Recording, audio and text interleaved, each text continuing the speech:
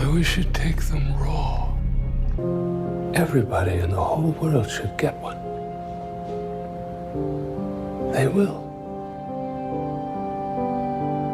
Because of you. They'll all be Kier's children.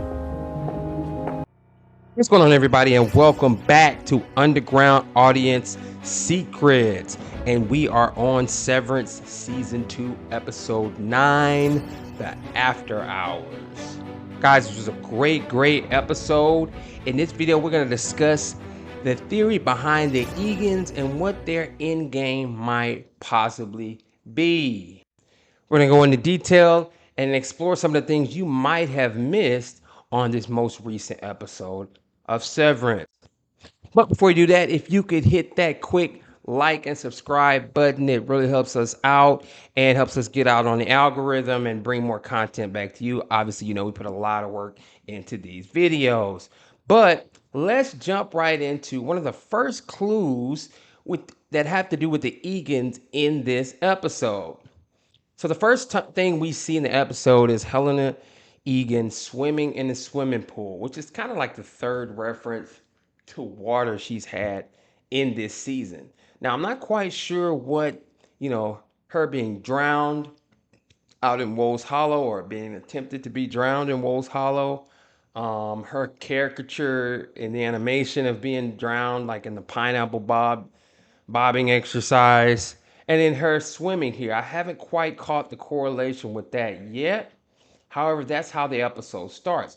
Now, one of the bigger reveals that I don't see a lot of people talking about is that it's revealed that she actually lives with Jame Eagan. Now, there's several reasons that we want to kind of point this out. So Severance has a lot of parallels with cult, or kind of the organization of cults and how cults do things. So even though it would be, very unusual for, let's say, maybe she's 27 or 30-year-old woman to live home with her father, within a cult, this practice may be a lot more common. So cult leaders will often exert a lot of control over their members, including their families, and a lot of times they'll demand that their family members live with them, or either that or isolate themselves from any previous outside life or any life outside of that said cult. So we kind of see the parallel there with Helena actually living at home with her father, being forced to have breakfast, and even I guess if you want to call that boiled egg breakfast, Jame Eagan is disappointed in her because she's not eating the egg in the way that here is said to have eaten his eggs, which have been raw, right? So we see that in, I think, season 1, episode 1, I believe, where Milchek explains that Kier Eagan preferred 3 raw eggs for breakfast. But we see her eating her egg boiled. Now, a lot of people have said, well, maybe she's pregnant, so that's why she had the egg boiled and not raw, and you can't eat raw eggs if you're pregnant.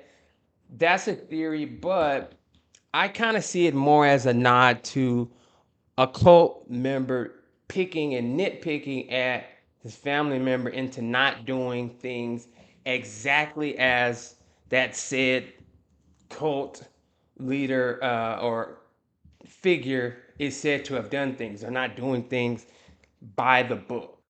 So that's one of the reveals we see. So we really kind of see how much of control Jame Eagan has over Helena and how he kind of operates things even on a personal level. Now, if you guys got a chance to watch one of my previous videos on the channel, I'll put it up here for a second. I discuss how I believe that Jame Eagan was quite possibly Harmony Cobell's lover. Now, there are a couple reasons that I went into why I believe this is being the case. Now, he clearly groomed Harmony Cobell to at least get into the position that she held at Lumon. We find out that he later stole her designs. He took took that from her, right? And he indoctrinated her. So he played a very crucial, close role in Harmony's life. Now, one of the things that we see is that the Eagans that we see, even in the perpetuity wing, all of them tend to have blue eyes. I haven't seen an Egan that doesn't have blue eyes. If I missed it, guys, feel free to point it out in the comments. They all seem to have blue eyes. Now, when Harmony pulls up to the Ramona retreat, she talks to the security guard, and not only does she give the what I think is the passcode to the guard when she talks about I believe the golden thimble, or she actually references the Twilight Zone, and she starts that dialogue. The security guard actually goes along with her. She finishes it, which seems more like a passcode to me, or some type of code between the two of them. But when she does that, she opens her eyes and kind of shows her eye color, which may be a sign that says, hey, I'm an Egan, right? And the other huge thing that she says, at least in my opinion, is huge, is she points over to Devin and says, she's one of Jame Eagan's. So this insinuates he has several baby mothers or several children by multiple different women. Now, that being the case, we have to go into thinking if he has several children by several different women, what is the determining factor of who he's going to choose to be his successor? So why choose Helena Eagan if you have potentially other children out there by different women? What is the criteria, right?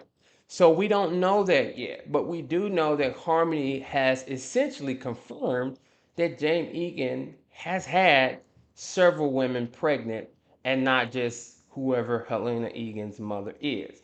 It also does not unconfirm the fact that Harmony quite possibly could be Helena Eagan's mother. Now, if he's choosing who he wants to have his offspring or who he wants to bear his last name of Eagan of all the children he has, why wouldn't he choose Harmony, who would be the smartest and brightest valedictorian of his own school, who literally came up with Severance technology? If he's having to choose, why wouldn't he choose to have that child with her? That's what you have to ask yourself. So that's the second thing we see that kind of tells us that there's going to be a lot more about Jame Eagan and about the Eagans that we learn, I believe, in this season finale. The third thing that I want to point out is when Helly R is back in the office, and knows a little bit further in the episode, she is going over the directions to get down to the testing floor. So eventually we see a shadowy figure in the background, and we think maybe that's possibly Milchek, but we come to find out that that's Jame Eagan. Now, why is he on the severance floor? We have no idea why he's on the severance floor. We do know it looks like it's after hours. It looks like it's after 5 p.m. My theory is that he followed her to work to kind of see how she operates at work. And we hear him say, "You tricked me, my Helly."